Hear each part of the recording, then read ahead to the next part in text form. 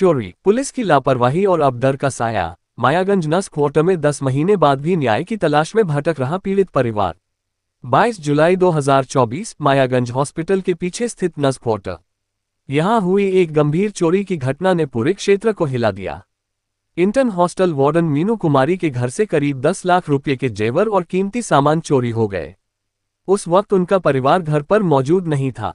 24 जुलाई को ड्राइवर अखिलेश उर्फ मुन्ना पासवान ने चोरी की सूचना दी, लेकिन जब मीनू कुमारी रिपोर्ट दर्ज करवाने थाने पहुंची तो उन्हें शाम 7 बजे से रात 12 बजे तक थाने में बैठाकर रखा गया, सिर्फ इसलिए कि उन्होंने ड्राइवर पर संदेह जताया था। 26 जुलाई को आवेदन देने के बाद भी 29 जुलाई तक कोई जांच शुरू नहीं हुई। थाना महज 100 मीटर की दूरी पर होने के बावजूद जांच की शुरुआत एसएसपी को आवेदन देने के बाद ही हो पाए। सबसे चौंकाने वाली बात, घर में मिले खून के धब्बों को पेंट बताकर मिटा दिया गया। कोई साक्ष्य संकलित नहीं किया गया। करीब 6 महीने बाद एक आरोपी गिरफ्तार तो हुआ, लेकिन चोरी का सामान आज तक बरामद नहीं हो सका। अब वह आरोपी भी जमानत पर बाहर है। मीनू कुमारी और उनका परिवार डर और असुरक्षा में जी रहे हैं। पुलिस की लापरवाही, कमजोर जांच और संभावित मिलीभगत की आशंका को अब तक नजरअंदाज किया जा रहा है। सवाल यह है, क्या अब प्रशासन जागेगा या फिर यह मामला भी ठंडे बस्ते में चला जाएगा?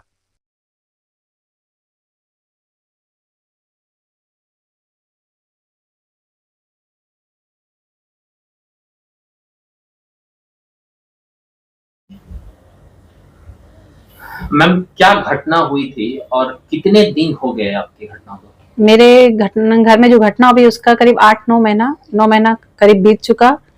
और 21 जुलाई को हम अपने डिपार्टमेंटल एग्जाम्स देने के लिए गुवाहाटी गए हुए थे। तो मेरे साथ मेरा ड्राइवर भी गया हुआ था, जो मुझे स्टेशन छोड़ने गया था नौगछिया, क्योंकि मेरी ट्रेन नौगछिया से थी, राजधानी एक्सप्रेस।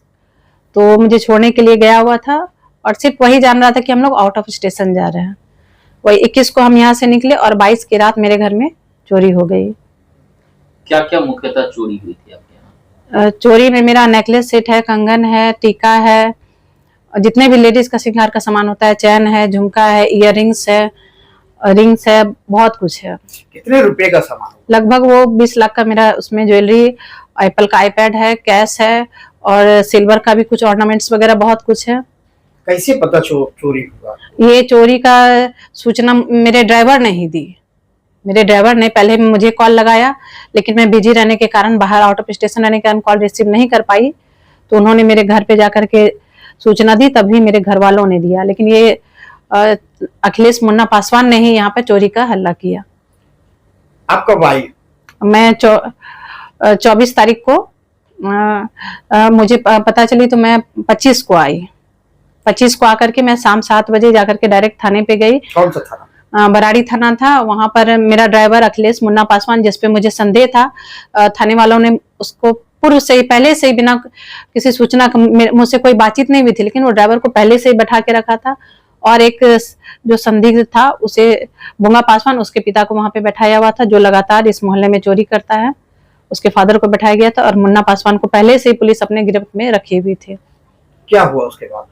उसके बाद शाम 7 से रात 12 तक मैं थाने में बैठी रही। मैंने बार बार आवेदन लिख करके दिया, कई बार दिया, लेकिन एसएचओ अभय शंकर ने मेरा आवेदन लेने से इनकार कर दिया। उनका प्रेशर था कि आप अखिलेश मुन्ना पासवान को का आवेदन से नाम हटा दीजिए, उसके बाद ही हम आपके आवेदन को स्वीकार करेंगे। अगर आपको रिकवरी करवाना है तो आपको मेरे कहे अनुसार चलना पड़ेगा।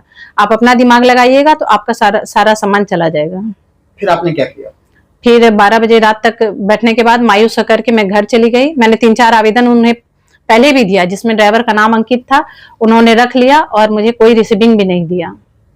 फिर मैं पुनः 25 तारीख को बराड़ी थाने गई और 9-10 बजे दिन में गई। फिर 10 बजे से लेकर के 12-1 बजे तक मैं बैठी रही, लेकिन फिर भी उस टाइम भी उन्होंने मेरा आवेदन का कोई रिसीविंग नहीं दिया और फिर से कहा कि एक फ्रेश आवेदन लिख करके दीजिए, जिसमें इसका नाम हटाइए। उसके बाद इंक्वायरी में कौन कौन आया था? इंक्वायरी में 1 सप्ताह तक कोई भी नहीं आया। उसके बाद मैं 29 तारीख को आनंद सर, एसएसपी आनंद सर से जाकर के मिली, तो उन्होंने फिर यहाँ जांच टीम को भेजा। उसके बाद जैसे ही 1 सप्ताह तक ना ही कोई एसएफएल की टीम आई और ना ही कोई डॉग स्क्वाड वगैरह कोई टीम नहीं आई। 1 सप्ताह के बाद जब मैंने एसएसपी आनंद सर से मिली तो उन्होंने जांच टीम को भेजी तो जांच टीम जैसे ही एसएफएल की टीम आई, उन्होंने डायरेक्ट सारा जितना भी साक्ष्य था, ब्लड वगैरह लगा हुआ था, गेट को तोड़ने में, अलमीरा को तोड़ने में जो भी अपराधी थे उनका जो ब्लड सैंपल लग गया था, उसमें ब्लड लगा हुआ था, उसको जैसे ही एसएफएल की टीम आई सबको पहले उन्होंने मिटा दिया। उन्होंने कहा ये कोई ब्लड नहीं है, ये जो है ये पेंट का कलर है, ये जो है पेंट का कलर है। तो मैंने उनसे ये सवाल भी किया, तो मैं तो 20 साल से इस मेडिकल लाइन में हूँ, क्या ब्लड का जो निशान होता है और पेंट का जो निशान होता है, क्या मुझे उसमें क्या फर्क पता नहीं चलेगा जो आप मेरे साथ ऐसा कर रहे हैं? क्या आप लोग भी क्या उन लोगों के साथ शेयर कर लिए हैं या मिलीभगत कर लिए हैं? तो बताइए। मैंने उनसे ये सवाल भी किया था। उन्होंने सारा सबूत मिटाने के बाद सब मेरे सामने, मेरे घर के नाली के सामने सारा फेंक दिया। उसके बाद फिर एसएसपी सर के दबाव के कारण एक बार आईओ आया, बस घूम फिर लिया चारों तरफ, उसके बाद वो भी चला गया। उसके बाद बहुत सारे सस्पेक्टेड लोगों का नाम भी मैंने बताया, लेकिन किसी पे कोई कार्रवाई नहीं, किसी से कोई पूछताछ नहीं। आईओ को कॉल करने पर भी कोई रिस्पांस नहीं। आईओ मुझे ही बार बार परेशान करते रहा। जब भी मैंने उसको मदद करनी चाहिए तो बहुत ही बेरुखी से उसने मेरे साथ बात किया। इसका कॉल रिकॉर्डिंग भी मेरे पास है। बहुत ही बदतमीजी से मेरे से बात करता है आईओ। कितने दिन के बाद चोर पकड़ाया? 6 महीने के बाद, जब सिटी एसपी रामदास सर आए, उसके बाद जब मैंने उनसे विनती की, तभी वो जो है एक जो संदिग्ध आरोपी था बोंगा पासवान, वो पकड़ाया। लेकिन मैं कई बार, जितने बार भी आवेदन दी, चाहे वो एसएसपी सर को दी, चाहे आईजी को, चाहे डीआईजी सर को दी, जिनको भी, सभी में मैंने ये इस बात का जिक्र किया कि अखिलेश मुन्ना पासवान ही मेरे घर का जो चोर है, वो प्राइम सस्पेक्टेड वही है, क्योंकि उसी को सिर्फ पता था और किसी को पता नहीं था कि हम आउट ऑफ स्टेशन है, और चोरी का शोर भी उसी ने किया था। पूरा मेरा संदेह उसी पर जा रहा था, लेकिन किसी ने उस पर कोई भी कार्रवाई नहीं की। 6 महीने बाद चोर पकड़ाया, तो क्या आपकी सामान रिकवरी हुई? नहीं, मेरा कोई भी सामान रिकवरी नहीं हुई, क्योंकि वो जो बोंगा पासवान है, वो उसका आपराधिक इतिहास ही इसी चोरी का है। वो जन्म से लेके आज तक जब भी मोहल्ला में कोई भी चोरी होता है, वह उसी का नाम आता है। वह उसके पास पुलिस से मिली भगत है उसकी। जब भी वो पकड़ाता है, कभी भी जुर्म आज तक उसने कबूला नहीं है, या ऐसा भी कहा जा सकता है कि पुलिस ने उससे जुर्म कबूलवाया नहीं, क्योंकि दोनों मिलकर के आपस में साझेदारी कर लेते हैं। कुछ दिन के लिए जेल जाता है, फिर बेल पे बाहर आता है और वो रिहा हो जाता है, केस से भी वो बरी हो जाता है, क्योंकि आज तक उसने कोई जुर्म नहीं कबूला। और इसमें पुलिस का मिली भगत हुआ रहता है उसमें। अपनी सामान की बरामदगी के लिए अब तक आपने क्या क्या किया? मैंने अपने सामान की बरामदगी के लिए कई बार एसएसपी सर से मिले, एसएसपी आनंद सर से भी मिल चुकी हूँ। अभी जो हृदयकांत सर आए हुए हैं एसएसपी सर, उनसे भी मैं लगातार संपर्क में हूँ। श्री राज सर थे सिटी एसपी सर, उनसे भी कई बार मिली हूँ। रामदास सर से भी मिली हूँ, और अभी शुभांक मिश्रा जो सर आए हैं उनसे भी मिली हूँ। आईजी सर जो विवेक सर हैं, उनसे भी कई बार हम मिल चुके हैं, और चीफ मिनिस्टर तक मैंने इसके लिए आवेदन दिया है, लेकिन अभी तक भी कोई कार्रवाई नहीं की गई। मैंने लोक शिकायत निवारण में भी दिया, ह्यूमन राइट्स में भी दिया हुआ है।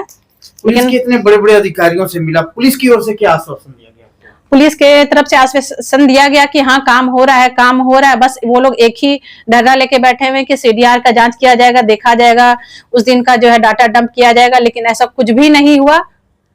क्या चाहती हैं आप? हम रिकवरी चाहते हैं, क्योंकि चोर मेरे सामने है। हम ऐसा ये उलझा हुआ केस नहीं है, सभी मेरे मोहल्ले के हैं। जिन्होंने भी चोरी किया वो मेरे आंख के सामने दिन रात घूम रहे हैं, और उसके तरफ शक भी है और संदेह भी है, और हम कंफर्म भी है कि वही लिया। फिर भी पुलिस मेरा साथ नहीं दे रही है। क्या लगता है, डर भी लगता है आपको? लगातार वो लोग जो है मेरे ऊपर दबाव बनाए हुए हैं। बोंगा पासवान, उसका परिवार, ड्राइवर, सभी मिलकर के मुझे लगातार धमकी भी दे रहे हैं कि इसी मायागंज चौक पे तुमको हम गोली से मार देंगे, तो तुम्हारा सारा कंप्लेन दिया हुआ निकल जाएगा। जब हम बराड़ी थाना के पास जाते हैं कि वो लोग मेरे साथ ऐसा सलूक कर रहे हैं, तो उन लोगों का कहना है कि आप लोग आपका मैटर है, अपना समझिए, हमको कोई मतलब नहीं। हम आपके टाइम में एसएचओ नहीं थे, जो थे अभय शंकर, वो जाने, उनका केस है। अभी बिट्टू कुमार कमल जी से भी मैं कई बार मिली, लेकिन उन्होंने भी मेरा कोई सहायता नहीं किया।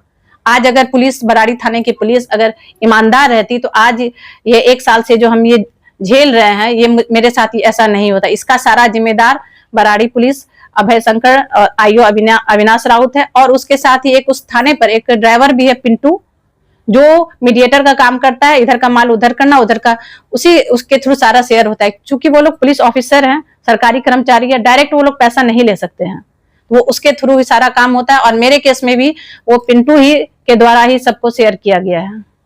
क्या नाम हुआ आपका? मेरा नाम मीनू कुमारी है। मैं यहाँ पे अभी इंटर्न हॉस्टल में वार्डन के तौर पे काम कर रही हूँ।